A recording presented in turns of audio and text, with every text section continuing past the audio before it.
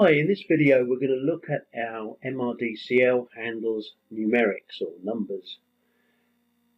The files that are being used in this video are in the folder DAT06. So we're going to go through this script and just look at how some of the rules apply. You should be able to follow this by looking at the data file in file3.asc, and you can see for yourself and work with these examples. So we're going to start by looking at how an integer gets picked up. So the first definition we have here is that the data comes from 113 to 114 and we're picking up values 1 to 50. In other words, we're picking up a variable that has 50 bits in it, but starting at 1 and finishing at 50. Now it doesn't matter if there's a leading 0 in the data or not. So if you enter this as 01 to 50, it will have no difference from typing 1 to 50 in there. It's treated exactly the same. And likewise with the data itself, if the data has blank 1 or 0, 1, blank 2 and 0, 2 for 02, it will treat it exactly the same. So leading blanks aren't a problem, but if you've got a 0 there, it really doesn't matter. Now let's have a look at what happens when a field is blank. Now by default, what MRDCL will do with a blank field is treat it as 0. And that might be fine in a number of cases. So if you had a question such as, how do you spend your income on these 10 types of activities or types of things, you might want people to leave it blank, or people would tend to leave that blank if they didn't perhaps spend anything on playing sport, for example. So rather than having to fill in 0 to mean 0%, you might just leave it blank, in which case you wanted to interpret blank as 0%. But there are occasions when blank isn't to be treated as 0. So for example here, if somebody's got blank for age, you wouldn't assume that they'll have an age of 0. That would be fairly foolhardy. So we have a format option that can control that. So we have a format option called IFBU. Now most format options apply to tables, but this is one of those format options that tells MRDCL to treat blank as undefined. And undefined is a special value in MRDCL. You can even use it for a filter, so you could filter a table on being undefined or not undefined. But you can think of it as a null value that's not a valid numeric, either positive or negative, but it's a value which is not stated or undefined as far as MRDCL is concerned. And so if we pick up I1 here, what it will do is anybody who's blank in that field will get treated as undefined and won't get counted as 0 as they would have done by default. And that does some good things for you when you come to do tables as well. It'll mean, for example, if you do a mean score on this field, MRDCL will know if it's undefined that it needs to exclude it from all statistical calculations because it's not a valid number and shouldn't be counted in mean scores, standard deviations and other statistical calculations. You can set this option back and forth as much as you wish. So for example here we are setting it to undefined, and so for this variable it will be treating blank as undefined, and then if it's set back to 0 for this variable it will treat blank as 0 again, which is the default. So by default it's going to treat it as 0, but you can set it back and forth as you want to for different fields. We have another similar format to that called IFF. The default for IFF is undefined, and that means that any integer field that's failed will get set to the undefined value. So for example, I have seen data where XXX has been entered, the letters XXX, for a field that shouldn't be completed.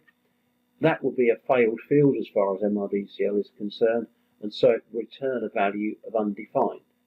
Now there might be less common, I guess, but you might find occasions when you want to treat a failed field as 0. So in this example, we're picking up I1 with the default value of undefined, but here IFF now gets set to 0, so I2 would treat an invalid field as 0 rather than undefined. Trailing zeros and trailing blanks are something that are to be looked at. Trailing zeros obviously get counted as hundreds, but if you had a field that was 5 blank blank, by default, MRDCL would treat that as a failed field, and so 5 blank blank would get treated with whatever setting IFF has. If it's U, it would be undefined. If it was 0, it would get treated as a 0. Now, there is a format option that controls that for you. You can have a format option called ATF, which means accept trailing fields in blanks, so that 5BB, if ATF has been set, would be treated as 5. And occasionally I have seen data where data is less justified in fields, and you want to treat 5 blank blank just the same as blank blank 5. Decimals in fields, by default, MRDCL will not read decimals in fields. It will think they're invalid. So 24.5, for example, would not get read as 24.5. It would assume that's an invalid value and take the IFF value. However, you can activate decimals being accepted. So F equals ADF would mean that when we pick up value, it would accept the decimal in the field. And if it was set up as a W variable, it would actually retain the decimal places in the field. So if 115 to 118 was keyed in as 24.5, and we had ADF set, the value in the variable value would be 24.5. If that was an integer, however, it would round it to the nearest whole number, so it would round 24.5 up to 25. Where it's 0.5, it rounds upwards, otherwise it will round to the nearest whole number. If it's 24.4, it would round it down to 24. Similarly, if you've got negative numbers in fields, it's not too often that you collect negative numbers in fields, but if you do, you want the minus sign to be treated as meaning a negative number. Otherwise, a minus in a field will take the setting that IFF is set to. So if you want to accept negative numbers in fields, there's a format option again, A and F, that will enable that. And again, you can switch, just like ADF and all the other ones, you can switch them back and forth, so you could accept a negative in a field here, but then you could turn it back off, so you had F equals NaNF, so that they weren't acceptable in subsequent fields. And finally, we've got some examples of rounding and what happens. So this is defining an integer called rounding, and 9 divided by 5, when it's stored as an integer, would get treated as 2, because 9 divided by 5 is 1.8. So MRDCL would hold that as an integer, because it's defined as an integer here, and it would round it to the nearest whole number as 2. Whereas if it was a W variable, W rounding would get stored as 1.8, the actual value of 9 divided by 5.